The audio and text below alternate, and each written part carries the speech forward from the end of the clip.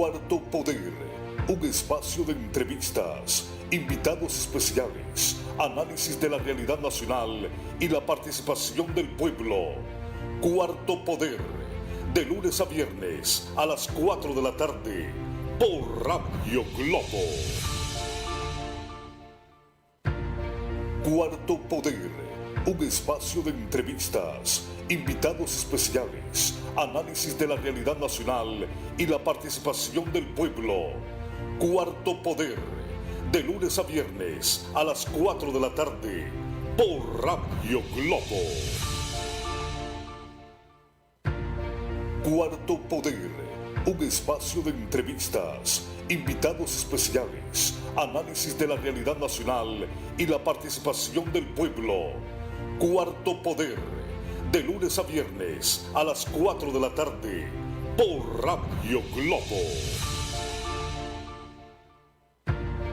Cuarto Poder, un espacio de entrevistas, Cuarto Poder, un espacio de entrevistas, invitados especiales, análisis de la realidad nacional y la participación del pueblo. Cuarto Poder, de lunes a viernes a las 4 de la tarde, por Radio Globo.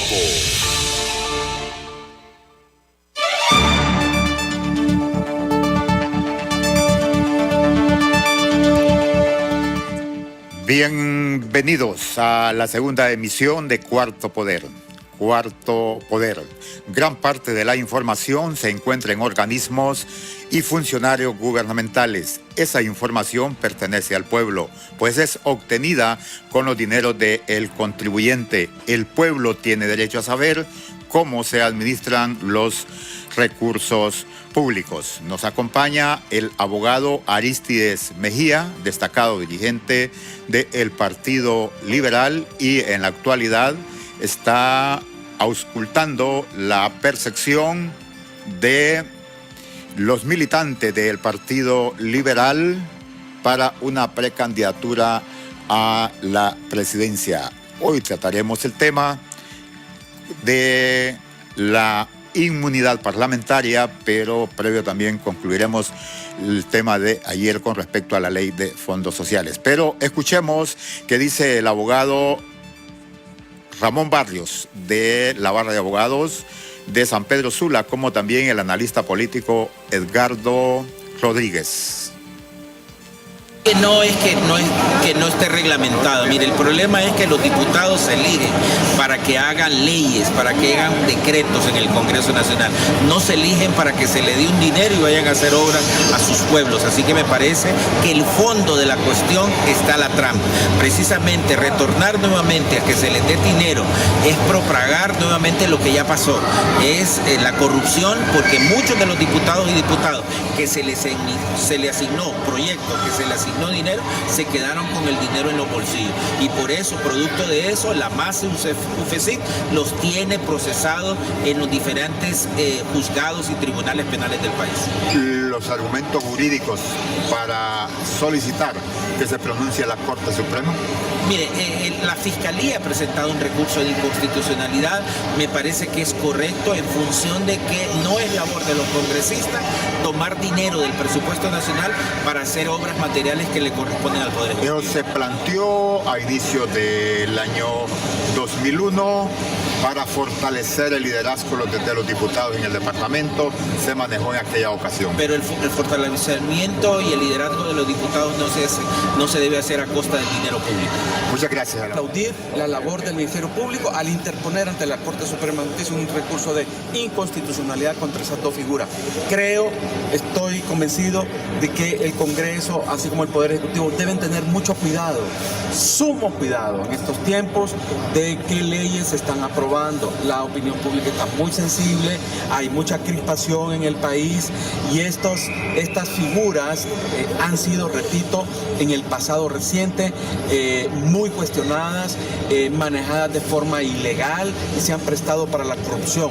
En ese sentido, repito, reitero, haber reactivado esas dos figuras ha sido un error del Congreso Nacional, que ojalá que la Corte Suprema le dé la razón al Ministerio Público. He escuchado un poco los fundamentos de derecho y me parece que está bien fundamentada la petición del Ministerio Público. Ojalá que la sala correspondiente, creo que es la sala constitucional, falle a favor de esa petición del Ministerio Público.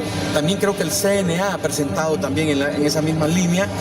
Ojalá el fallo sea favorable para que se suspendan ambas figuras, el fondo departamental y la protección a los parlamentarios. ¿Se estarán utilizando mal estos fondos y desviando para el objetivo de los mismos? Sí, ya en el pasado reciente hay o sea, el caso Pandora, más de 20 diputados en procesos judiciales demostrándose que mal utilizaron estos dineros, prácticamente pues se lo robaron, para decirlo en español, se robaron estos fondos, eran para obras sociales, pero que al final fue a dar a bolsillos particulares, no se liquidaron los fondos. Bueno, fue realmente una experiencia muy negativa. Y así como fue de negativa, no debió haberse reactivado eso. Si hubiera creado otra figura, quizás en el Poder Ejecutivo, una figura, pero a ver, ¿hasta cuándo la gente ha criticado el hecho de que los diputados manejen proyectos sociales? Así que ha sido un error, ojalá que la Corte Suprema lo enmende. En la situación en que está el país, ¿cuál sería el propósito, Rodríguez? Bueno, ese es un error, repito. El propósito puede tener a veces estas leyes pueden tener un propósito loable, ayudarle a las comunidades. Sin embargo, en la práctica sabemos que termina corrompiéndose, mal utilizando estos fondos. Es decir, toda ley creo que tiene alguna buena intencionalidad. No creo que sean tan maquiavélicos en concebir leyes para robar, para dañar, etcétera. Pero el problema es que estos fondos en el pasado, repito, se han utilizado, mal utilizados. Y así como también se aprobó la ley, le da facultades al Tribunal Superior de Cuentas, le da mayor independencia. Escuchábamos las consideraciones del abogado Ramón Barrios, de la barra de abogados de San Pedro Sula, como también el analista político Edgardo Rodríguez. Les anunciamos al inicio que se encuentra con nosotros en estudio de Cuarto Poder Radio Globo el abogado Arístides Mejía Carranza.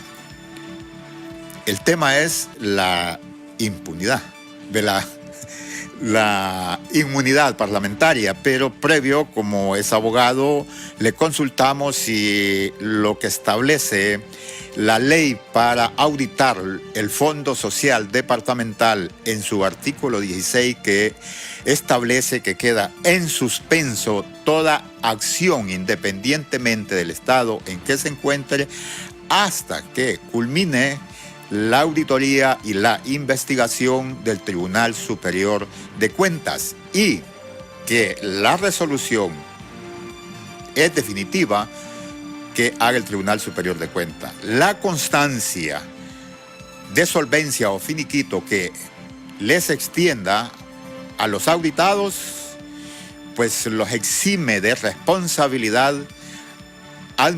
civil y administrativa. Desde luego que no existiendo las dos causas anteriores, no hay actividad penal, pero también se extiende a la resolución que emitió la Junta Directiva del Congreso Nacional al 2010, que si ustedes recuerdan se conoció como el caso de la Red de los Diputados. Buenas tardes, abogado, bienvenido al Cuarto Poder. Buenas tardes, es un gran placer estar aquí en el programa, sobre todo que es un programa nuevo, que yo espero que agarre gran auge en el debate político que es tan necesario para nuestro país. Se amenaza la lucha contra la corrupción con esta situación que la ley para auditar el Fondo Social Departamental suspende toda acción independientemente del estado en que se encuentre. Mire, el problema que tenemos, vámonos un poco más arriba de lo que ha ocurrido y miremos el contexto.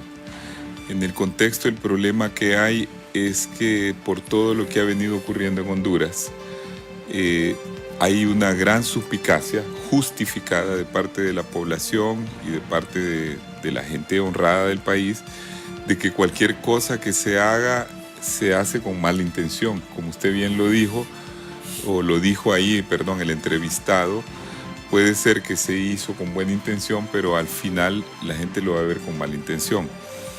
Y también hay otro componente que es que constantemente se están cambiando las figuras de su sentido original, y voy a pasar a explicar eso después. Y lo tercero es la distorsión de la institucionalidad.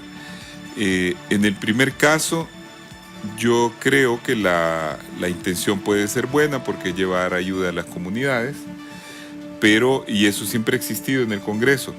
Yo recuerdo que hace muchos años los diputados que llevaban ayudas a las comunidades no ejecutaban ellos mismos los programas, sino que los gestionaban, y eso, como debe ser, lo ejecuta el Poder Ejecutivo o bien las propias alcaldías.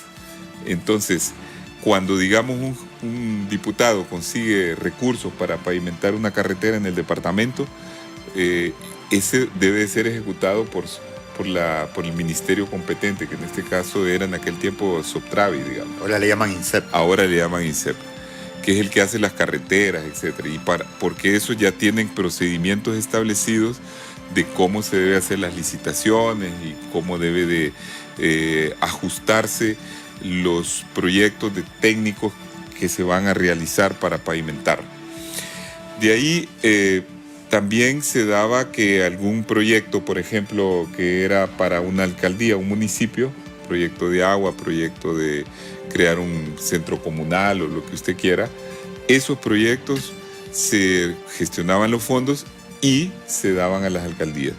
Yo creo que eso podría corregirse de esa manera, porque no es que hay que quitar la parte buena de este proyecto, sino que hay que ajustarlo a que no haya dudas sobre la administración de los recursos, porque también cuando hay recursos administrados por el Ejecutivo o por las alcaldías, están sujetas a varios controles internos y controles por parte del Tribunal de Cuentas. Es mucho más fácil cuando ya hay procedimientos establecidos que cuando se le entrega a una persona cuya función no es la ejecución de fondos, sino legislar básicamente y gestionar ayudas para sus departamentos. Entonces yo creo que eso debe ser así. En cuanto a lo otro, en cuanto a la tergiversación de la inmunidad, que es el otro problema que hay generalmente, es que aquí en Honduras, ¿por qué se suprimió la inmunidad? Cuando en todos los países del mundo existe una inmunidad parlamentaria e inmunidad para los secretarios de Estado, el presidente, etc. Sencillamente se eliminó eso porque hubo un abuso desmesurado de esa inmunidad. Ustedes recuerdan que en tiempos pasados había parlamentarios o a veces ministros, pero generalmente parlamentarios o diputados, mejor dicho, que utilizaban la inmunidad para no cumplir con obligaciones, como por ejemplo tenían una demanda de alimentos que es sagrada porque son el dinero que va para los niños y para la familia. Pues ellos evadían eso porque imponían al juez su inmunidad, que no era para eso, y con eso se libraban de cumplir con esas obligaciones u obligaciones civiles, y en el peor de los casos también con eso evadían la justicia cuando habían cometido algún delito o alguna falta. Entonces esa inmunidad llevó a abusos tan grandes o a un grado de impunidad que en una acción del Congreso de esa época se quitó toda la inmunidad. Pero ¿cuál es el sentido verdadero de la inmunidad? El sentido por el cual fue creada la inmunidad es porque en el siglo XIX en Europa muchos diputados que eran de la oposición eran encarcelados por sus opiniones. Porque cuando un diputado venía y quería denunciar algo, de lo cual no tenía evidentemente pruebas, entonces venían y los acusaban por calumnia y los metían a la cárcel. Y era la forma de acallar a la gente. Entonces la inmunidad fue concebida para que los diputados, que son en esencia los representantes del pueblo, pudieran denunciar los desafueros o los actos de corrupción que se cometieran en el Poder Ejecutivo. Ese era el sentido de la inmunidad. Y ese es el que debe de ser, pero no más allá que ese. A veces ocurría en ese tiempo que un diputado que era de la oposición y que ya iba o no era diputado, digamos, un candidato de la oposición, que ya se sabía que iba a atacar determinado problema, le inventaban un delito, le metían un juicio y lo inhabilitaban o lo metían a la cárcel antes de que resultara electo. Por eso la inmunidad cubre al candidato mucho tiempo antes de su elección, para que quede protegido mientras dura el proceso de elección, en donde se va a saber si va a ser diputado o no. Esa inmunidad que se quitó afecta al ejercicio de los diputados, porque usted va a ver ahora mismo, por ejemplo, hay diputados que salen atacando al gobierno y a personajes del gobierno o al presidente de la República, endilgándole delitos. Ahora que hubo ese juicio de narcotráfico, acusándolo. Si el presidente quisiera, o algún miembro del gobierno, pudiera en este momento procesar a esos diputados y meterlos a la cárcel por calumnia, así como metieron a David Romero injustamente por una declaración de radio. Entonces, la prensa y los diputados deben de tener una especie de inmunidad para el poder ejercer libremente su derecho de palabra, porque es una forma de protestar, es una forma de que se aclaren las cosas en el país. Claro, hay sus límites, porque si usted asegura una cosa con respecto a la comisión de un delito, tiene que haber un respaldo y tiene que saber cómo decirlo. Pero, por ejemplo, en el caso del juicio de Nueva York, hay suficiente evidencia en declaraciones que ocurrieron en ese juicio, que cualquier persona los puede repetir, porque eso está en documentos allá en Nueva York y está refrendado por un veredicto favorable. Entonces, bueno, todo eso es respecto al problema de la inmunidad. El tercer problema es el de la institucionalidad. ¿Por qué digo yo que ese problema afecta aquí? Porque cuando hay muy tenue o mala institucionalidad, se traslapan las competencias de una entidad hacia otra. Lo que debe de ser el Ejecutivo se confunde con lo del Legislativo, y lo del Legislativo con el Ejecutivo. Estamos claros que la función principal de un diputado es legislar, no es administrar recursos. Entonces, yo pienso que, en resumidas cuentas, que lo que debe de haber ahora que hay tanta crítica, porque vivimos en un mundo de la sospecha, y sospecha justificada por todo lo que ha ocurrido, porque usted mencionó el caso de Pandora, etcétera, y los otros. Entonces debe de haber una clara delimitación de lo que yo he manifestado aquí en cuanto al tema de las inmunidades, en cuanto al tema de la ejecución, porque en la ejecución también, y ahí voy otra vez a la cuestión institucional, en esa ley se le pretende quitar, en el fondo, la iniciativa que pueda tener el Ministerio Público. Ahí va. Porque el Ministerio Público tiene la facultad de actuar acusando a toda persona cuando un delito resulta evidente, cuando hay la flagrancia del delito, como se dice, cuando, es decir, sin que antes pasemos por todo un proceso administrativo para ver si la persona administró bien o no los recursos, parece evidente de que se ha perdido el dinero, que, digamos, alguien ha sustraído dinero. No es necesario esperar a que se agote todo el procedimiento administrativo, sino que debería el Ministerio Público poder actuar de inmediato. Diferente es que, a raíz de que se hace toda una investigación administrativa sobre su gestión, aparezca al final de esa investigación que hubo una irregularidad que da la presunción de que hubo un delito.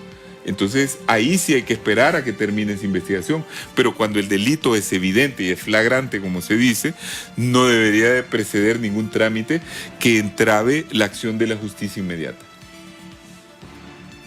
La disposición, la orden que da el Congreso en su ley, dice suspender toda acción independientemente del Estado en que se encuentre. Esa es la parte que incluso es retroactiva al año 2010. Así es. Para que mi Tribunal Superior de Cuentas tenga 2 años y haga la auditoría y la investigación especial.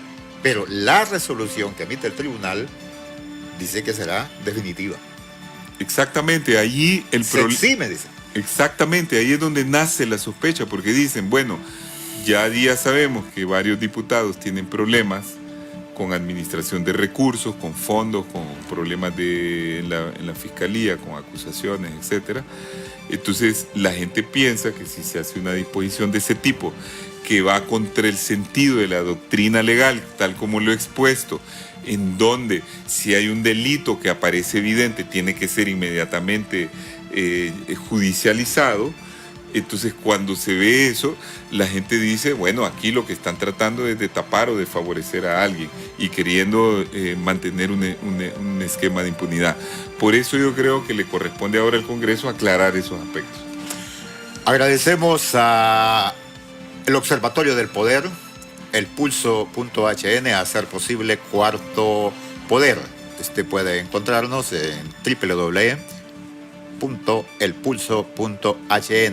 y después de la breve pausa usted encuentra también la interrogante que le vamos a hacer al abogado Arístides Mejía: si está amenazada la lucha contra la corrupción. No es coherente la política de combate frontal a la criminalidad en el país con estas disposiciones aprobadas en el Congreso de la República.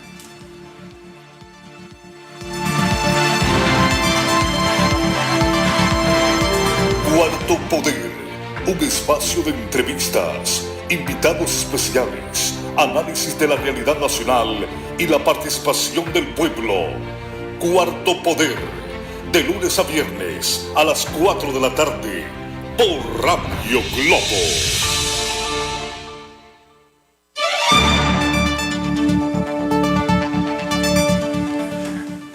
Cuarto Poder.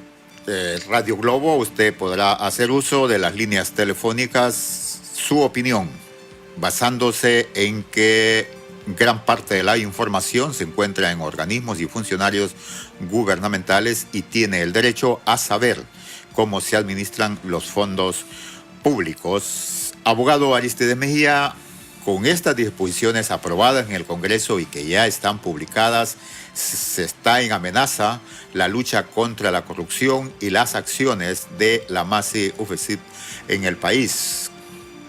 Mire, yo creo que con esto se pone en precario toda la política que dice el gobierno y tener en contra de la corrupción, porque ya nadie lo cree. Porque lo que la gente cree es que los corruptos son los que gobiernan y ajustan las leyes a sus intereses, es decir, a su protección. Porque figúrese usted que por ahí vi, que no sé si estoy en lo correcto, una disposición que dice que en el caso que se descubra que alguien ha administrado esos recursos y que falte dinero, tendrá la oportunidad en un plazo de devolverlo. Entonces, ¿qué quiere decir eso? Que si eso es cierto, si eso se mantuvo, pero por eso... Si me permite, devolverlo y lo va a pagar en 3 años, en cuotas. Ah, bueno, si no me equivoco y esa disposición definitivamente está ahí, eso es una aberración total. ¿Y por qué es una aberración total? Porque quiere decir que está facultando a la persona a que intente cometer un delito de sustraer fondos y que vea, si no le pasa nada, se lo queda. Y si le pasa algo, si lo descubren, que lo devuelva y no hay delito. Entonces está estimulando más bien. Si eso está así como lo he mencionado. Que así no, está. Que quisiera verlo porque me parece increíble que hayan puesto esa disposición. Ese es un punto. El otro punto es que nosotros no podemos pasarle trabajo que le toca hacer al Ministerio Público en el caso de la comisión de un eventual delito al Tribunal de Cuentas, porque el Tribunal de Cuentas en sus tiempos va bastante atrasado. El Tribunal de Cuentas a veces tarda muchos años, a veces hasta 10 años en resolver un problema. Entonces después caen algunas prescripciones. Por otro lado, el actual Tribunal de Cuentas ha dicho de que va a hacer un cambio en su gestión, que va a buscar que el tribunal sea más imparcial. Pero en el reciente pasado, en la gestión anterior, en la gestión en la que estaba las 3 personas que precedieron a las actuales, ese tribunal actuaba completamente politizado, protegiendo a los propios y afectando a quienes no tenían que afectar.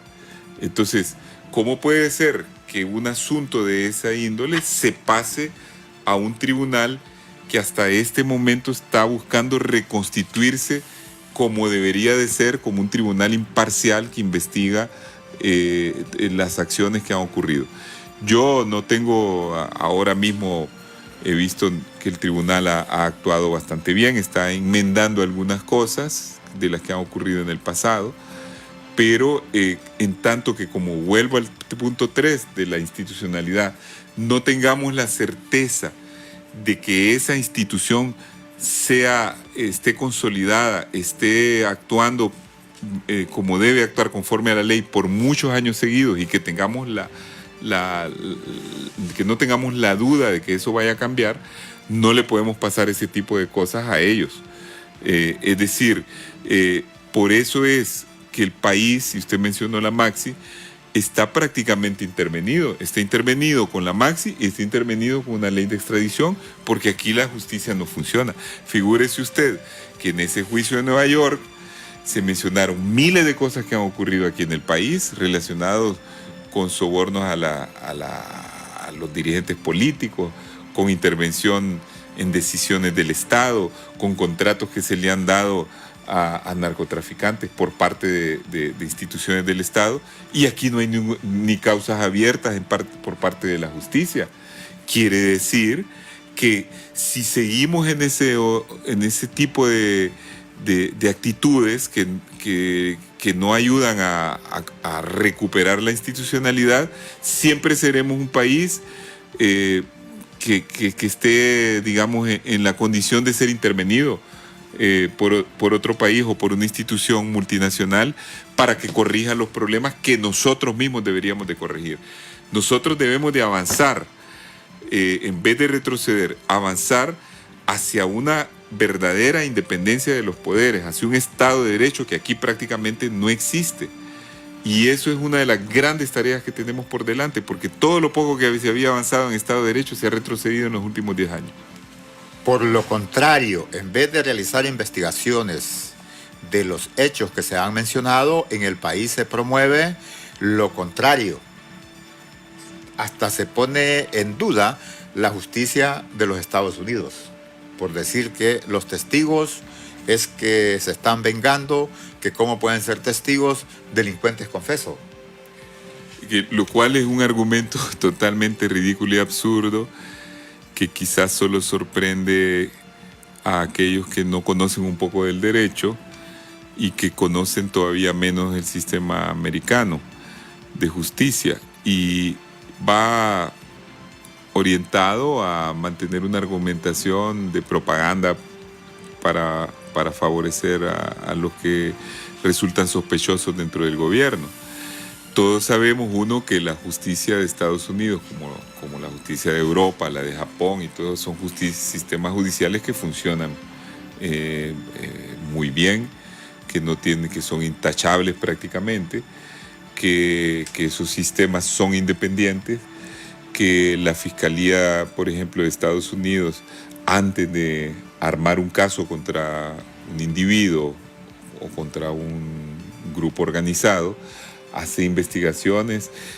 Ahí salió el otro día la declaración de un exagente de la DEA donde explica que para el caso de Tony se trataron más de 10 años de estar haciendo investigaciones, y Estados Unidos no hace investigaciones con chismes o con motivaciones como la venganza o con cosas subjetivas como esas. No, ellos tienen información satelital, ellos tienen intervención de teléfonos, ellos tienen fotografías, ellos tienen documentación, ellos tienen también el seguimiento del dinero, por dónde pasó el dinero. Ellos saben qué persona que no tenía recursos antes está apareciendo con grandes recursos, con grandes propiedades, con vehículos, con una vida de millonario. Todo eso lo saben. Si Estados Unidos tiene un aparato de información bárbaro, es decir, tiene como 20 agencias de investigación diferentes. No solo está la DEA, está la CIA, está el FBI, está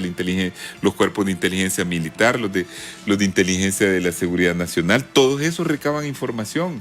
¿Usted cree que cuando en La Mosquitia se denunció por parte de este oficial Orellana que hubo un problema con un tráfico de droga ahí con un helicóptero, que no sabían las autoridades de Estados Unidos que están acantonadas ahí, que tienen una vigilancia sobre la zona? Claro que lo saben. Y toda esa información es una información de respaldo. Lo que ocurre es que la parte testimonial en un sistema como el derecho anglosajón es muy importante.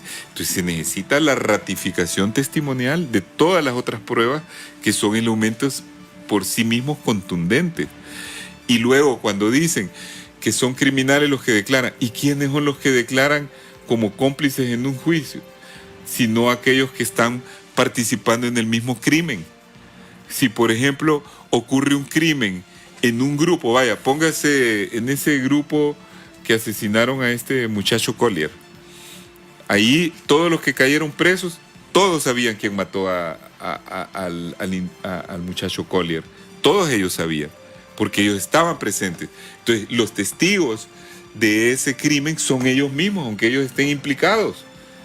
Los testigos del mundo del narcotráfico son los propios narcotraficantes, que por una razón de salvarse ellos, como ocurre siempre con los testigos entre grupos criminales, que por salvarse ellos dicen la verdad y dicen, no, a mí no me vayan a aplicar una pena de algo que yo no hice, que no corresponde. A mí aplíquenme una pena en función quizás de una complicidad, pero no porque yo haya matado a tal persona, no porque yo haya traficado con droga. Yo sí sé, pero por esto y esto.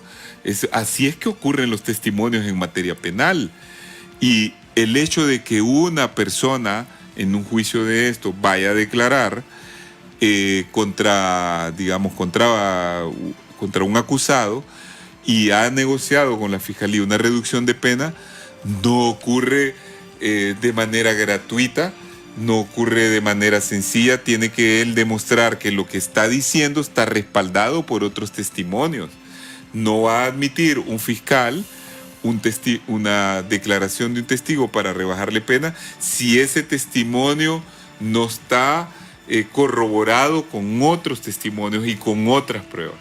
Así que es totalmente absurdo y ridículo toda esa propaganda, toda esa publicidad que hizo el gobierno, pagado con nuestros impuestos, para tratar de desmentir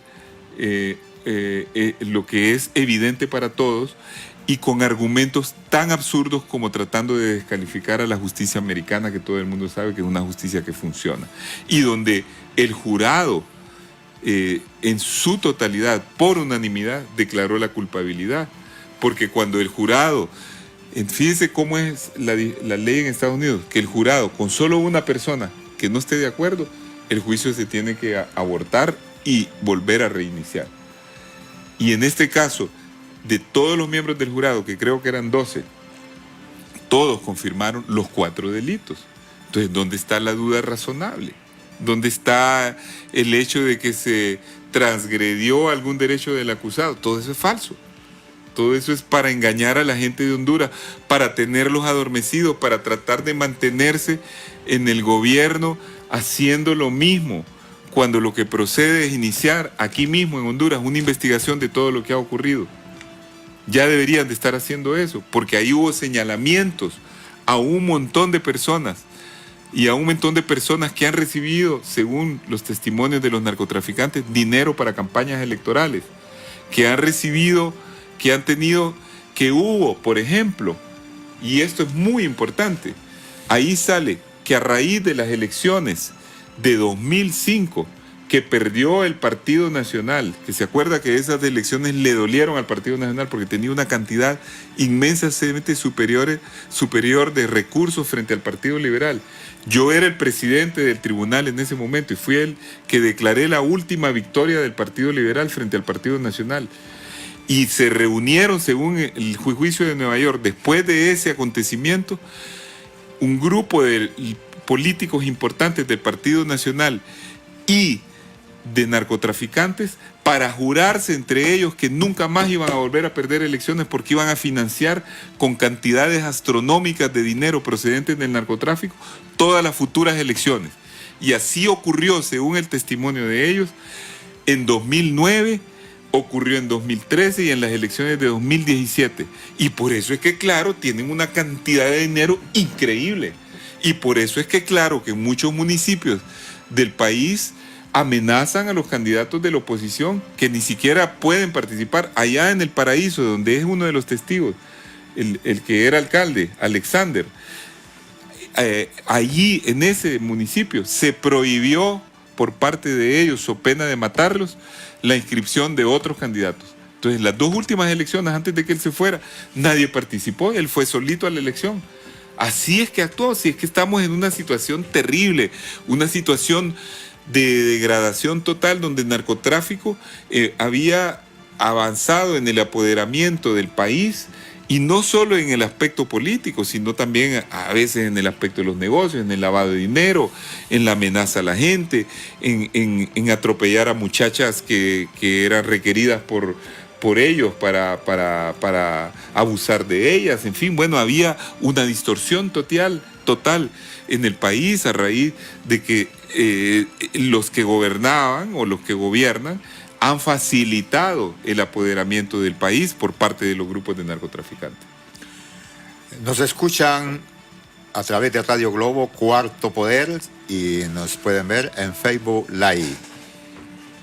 El juicio de Tony Hernández desnuda los vínculos del crimen organizado con el poder político en El Pulso, www.elpulso.hn. Mauricio Vieda, el apóstol de la familia. También www.elpulso.hn. Vamos a hacer otra pausa y le recordamos que usted puede hacer uso de las líneas telefónicas 2221-6803, 2221-6804-05. Y cuando retornemos, el argumento de esta ley de reformas a la ley orgánica del Congreso de la República es que tienen miedo los diputados legislar. ¿Es válido ese argumento?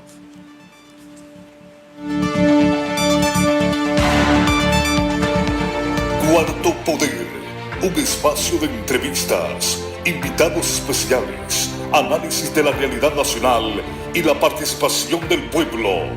Cuarto Poder, de lunes a viernes a las 4 de la tarde por Radio Globo.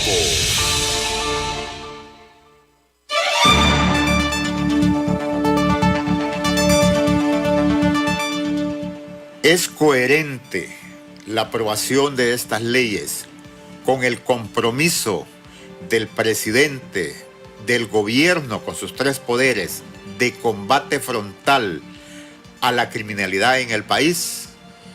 La inmunidad retomada por los diputados, el argumento es que no trabajan en los dictámenes, que no los firman porque tienen miedo, no discuten, no debaten, ni aprueban leyes por el temor de ser acusados como actualmente existe. Se aprobó por informe de la Secretaría del Congreso y del mismo presidente, doctor Mauricio Oliva, que 92 diputados votaron a favor. Eso incluye bancada Partido Nacional, bancada Partido Liberal, bancada Alternativa Patriótica, bancada Democracia Cristiana, bancada UD, y si hay otra bancada por ahí, que sería la de el Partido Anticorrupción, que hay también un muchacho. Abogado, ¿es válido ese argumento? Mire, yo me remito a lo que dije anteriormente. El problema de la inmunidad parlamentaria es que debe estar limitada al ejercicio de la función parlamentaria. No debe de extenderse para crear una impunidad del parlamentario con respecto a otras cosas de su vida privada, como por ejemplo las cuestiones de familia, cuestiones de obligaciones civiles o cuestiones penales o administrativas. Debe de estar en función de su posibilidad de ejercer con toda libertad su trabajo como parlamentario. Entonces, si esa inmunidad se aprueba con esos límites, porque así es que fue concebida, no hay ningún problema. Ahora, si la aprueban para evadir la justicia, para incumplir cosas, para abusar, entonces ahí no. Entonces yo creo que no debemos tampoco irnos a los extremos. Lamentablemente yo siempre he dicho y siempre lo he observado que en Honduras nos vamos de un extremo al otro. O todos somos culpables o todos somos inocentes. O toda la inmunidad es mala o toda la inmunidad es buena. No, hay que hacer el instrumento tal como está diseñado, porque si nosotros cumplimos con las cosas tal como están concebidas en las leyes, en los preceptos, en los principios o en la Constitución, entonces no va a haber ninguna falla, no va a haber ningún problema, porque para eso está la estructura legal de los países. Lo segundo es, ¿por qué van a tener miedo? Y yo creo que el miedo surge de las acusaciones que hubo para aquellos parlamentarios que fueron acusados de haber cambiado el sentido de lo que se discutió y se aprobó en el Pleno a la hora de hacer modificaciones en las leyes antes de mandarlas a la impresión a la Gaceta, para que se agregaran o se quitaran cosas. Eso no tienen por qué tener miedo si no meten mano para tergiversar lo que ya ha sido aprobado debidamente. ¿Por qué van a tener miedo de eso? Si lo que es delito es falsear la voluntad de los legisladores, como falsear la voluntad popular en caso de una elección, haciendo fraude, es un delito. Asimismo, lo que el parlamentario aprobó en la Cámara por mayoría o por unanimidad o como sea, no puede ser falseado por una comisión de dictamen. Eso es lo que se debe de castigar. Pero ¿por qué van a tener miedo si hacen apropiadamente el trabajo? Entonces es que se tienen miedo de ellos de no cumplir con lo que deben. Es que se tienen miedo ellos mismos de querer meter la mano en algo que no deben de meterla. Entonces no es ningún argumento. Ahora, la inmunidad parlamentaria no puede servir para ese tipo de desafueros tampoco, porque aunque haya inmunidad parlamentaria y viene un diputado en una comisión de estilo y cambia lo que se aprobó en el pleno de los diputados, es que está falseando, y al falsear comete un delito, y ahí no le cubre la inmunidad parlamentaria tampoco. Es decir, la inmunidad parlamentaria no está concebida, señores, para proteger a los parlamentarios de delitos. Está concebida para protegerlos de las acciones que ellos realicen en el cumplimiento de su función parlamentaria, para gozar de la libertad suficiente como representantes del pueblo para ejercer su trabajo de diputados. Se ha establecido que solo vale o solo cabe, dice, el recurso de inconstitucionalidad. No se puede ejercer otro tipo de acción. ¿En cuanto a qué? A las leyes que apruebe el Congreso Nacional. Es correcto, el recurso de inconstitucionalidad es el que regula cuando una norma emitida por el Congreso es contra la Constitución, es decir, va en contrario a lo que un precepto constitucional. Y eso genera la posibilidad de un recurso de inconstitucionalidad. Entonces, una vez que una ley ha sido aprobada o una normativa ha sido aprobada, cabe el recurso de inconstitucionalidad por parte de cualquier ciudadano. Ahora, también una ley, como por ejemplo el Código Penal, que ya fue aprobado, que está en un periodo de vacatio legis, o sea, esperando entrar en vigencia, en realidad podría entrar en vigencia, y la forma de enmendar alguna cosa con la cual no hay acuerdo o ya no se está conforme, es volver a legislar y hacer una reforma. Eso se puede hacer perfectamente bien. Esta misma ley que ellos han aprobado con respecto a la inmunidad o al problema de los fondos departamentales, como se les llamaba anteriormente, ahora tiene otro nombre más largo. Fondo social. Fondo social. Puede ser enmendada después, no solo puede cambiarse por medio de un recurso de inconstitucionalidad, eso sí por parte de los ciudadanos, pero por parte de ellos, si ellos quieren estar en armonía con la población, con los sectores conscientes del país que no quieren que quieren que haya transparencia, pues supriman lo que suscita duda, lo que suscita oscuridad, lo que suscita opacidad, como se dice, para sustituirlo por algo que esté más claro, en donde aparezcan bien definidos los mecanismos de cómo se van a administrar esos fondos, quién los va a ejecutar, cómo se va a rendir cuentas, y también con respecto a la inmunidad parlamentaria. Yo creo que eso es lo que deberían de hacer los diputados, porque yo no dudo que varios de ellos que votaron de buena fe, algunos de mala fe me imagino, pero una buena parte de buena fe. Entonces la forma es encontrar el punto exacto de cómo se deben mantener las figuras legales conforme al espíritu con que fueron creadas. La inmunidad fue creada bajo el espíritu que acabo de describir, no bajo el espíritu de crear una impunidad. Hoy se conoce públicamente los vínculos del crimen organizado, narcotráfico en el país. Las leyes deberían ser más bien más rigurosas de las que ya están establecidas, porque el flagelo ha estado y no se han visto las acciones de la institucionalidad y de los operadores y las herramientas necesarias para eso. Y lo que se observa es flexibilidad a las mismas.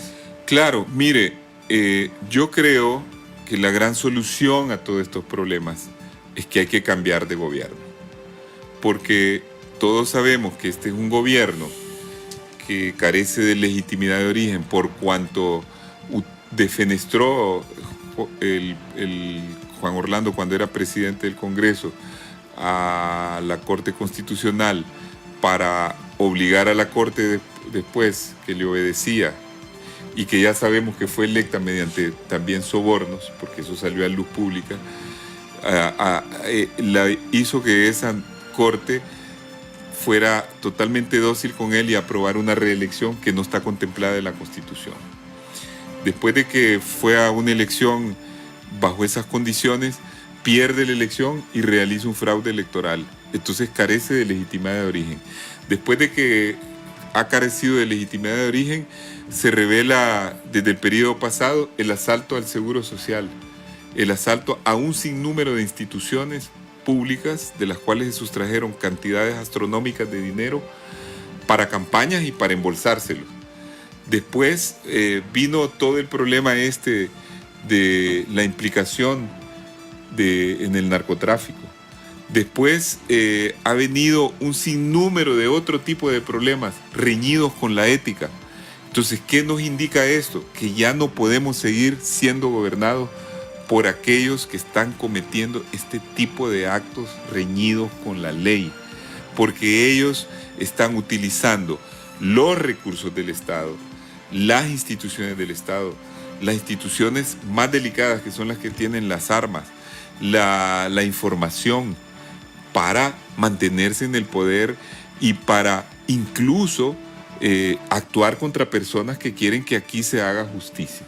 Miren eso que pasó con este dirigente magisterial, siembra muchas dudas sobre quiénes pudieran ser los autores. Él es un opositor de hace muchos años y la duda inmediata es si fue esto, ¿quién ordenó esto? Esa es la duda inmediata. ¿Quién fue el que ordenó ese asesinato que fracasó, pero que llevaba todos los visos para hacer un crimen? ¿Quién ordenó? Porque ahí están desviando la atención sobre qué es lo que falla en un centro penitenciario y quiénes pudieron haber introducido el arma. Eso no es trascendente, esos son detalles. Lo importante es preguntarse quién ordenó ese crimen. Eso es lo importante. Entonces, eso nos remite a la idea de que solo vamos a cambiar el país si organizamos la oposición, porque solo unidos podemos ganar y solo unidos podremos gobernar. Yo creo que la oposición debe de estructurarse de manera tal que el triunfo y el entusiasmo que la gente recobre para poder ganar las próximas elecciones, si es que vamos a ir a unas elecciones en 2021 o se van a anticipar, porque puede ocurrir que este gobierno caiga antes de tiempo, pero que tenemos que estar listos, organizados, unidos, estructurados, para con una estrategia correcta, con una propuesta idónea para sacar al país de la situación en que se encuentra, que esa es la única forma como vamos a corregir esto.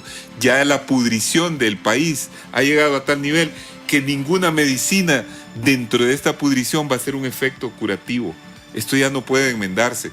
La única enmienda posible es que haya un cambio de gobierno. Abogado Arístedes Mejía Carranza, líder del Partido Liberal de Honduras, la bancada liberal votó a favor de estas leyes que han generado controversia en el país. Nos quedan unos minutos para dos elementos. Esa oposición ya habló del proceso de organización, pero si sacaran al gobierno, ¿cómo sería un proceso de transición? El tiempo es corto, así unos 3 minutos. Mire, esta va a ser una transición muy difícil. Primero porque no sabemos el estado real en que va a quedar el país. Se sabe por la poca información que se ha sacado y de muchas cosas que han hecho mal, pero no se sabe en detalle. Y el endeudamiento del país es enorme, son más de son como 15.000 millones de deuda. El problema del deterioro de todos los sistemas, el de salud, el de educación, etcétera, el empobrecimiento de la población es enorme, los reclamos sociales, las necesidades del pueblo son inmensas, la justicia social que se ha echado por el suelo. Entonces, reconstruir el país va a costar mucho y se necesita un gobierno de gente, primero que sea gente totalmente honesta que vaya al gobierno, gente que busque la austeridad, porque aquí hay un derroche, no solo los 50.000 millones que se estiman que se pierden por corrupción, sino el dinero que se va por simple derroche, porque hay un derroche inmenso de dinero.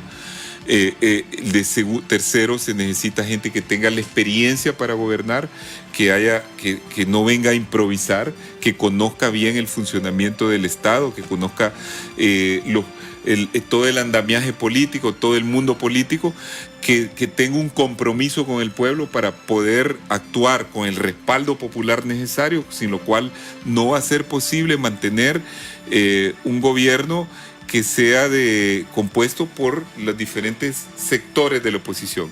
Tiene que ir con un respaldo suficiente que permita ganar también el Congreso y a través de ganar el Congreso luego ir modificando el sistema judicial, hacer reformas para el sistema judicial. Yo sé que ha habido un enorme progreso en cuanto a lo que ha hecho la Maxi de la mano de jueces entrenados y de fiscales, pero eso no es suficiente, porque aquí lo único que hemos estado haciendo es viendo qué casos importantes ha habido en el país, qué espectacularidad va a haber con respecto a las denuncias, pero ¿quién ha propuesto una reforma del sistema judicial? Nadie. Ni siquiera la Maxi. Yo no veo que se va la Maxi y quedamos igual o peor, porque va a volver a lo mismo, porque no se ha hecho una reforma al sistema de elección de los magistrados. Y la próxima corte va a tener que ser electa en 2023 y ya debe haber un sistema nuevo para ese momento. 30 segundos. ¿Cuándo conoceremos que presenta su precandidatura a la presidencia y unir al Partido Liberal? Mire, yo estoy trabajando primero porque creo que el Partido Liberal tiene en su destino actual la obligación y la obligación patriótica de encabezar la oposición, porque es el partido que puede recibir el respaldo de todos los sectores importantes del país. Para eso se necesita crear un movimiento de unidad interna, es la condición para la victoria. Necesitamos sumar a ello las otras fuerzas, necesitamos para ello hacer una propuesta creíble y una propuesta respaldada por todos estos sectores, necesitamos renovar cuadros y yo creo que ese trabajo precede el interés individual. Una vez que yo vea que ese trabajo esté encaminado y que yo soy la persona adecuada para llevarlo a cabo, yo voy a anunciar sin ninguna duda que seré candidato. Si yo no veo que yo soy la persona adecuada, y no voy a ser yo el que voy a crear dificultades a la oposición para que alcancemos la victoria. Porque lo primero y lo importante es ser políticos pragmáticos. No existe nada si no se alcanza el poder de la nación. Todo lo demás pueden ser bonitas historias, buenos proyectos, buenos programas, buenas intenciones, pero la condición número uno es alcanzar la victoria, es lograr esa victoria. Y esa victoria que requiere organización, trabajo, estrategia y buenos candidatos. Muchas gracias, le agradecemos al abogado Aristides Mejía Carranza por estar en Cuarto Poder Radio Globo. Muchas gracias, abogado. Gracias, Carlos.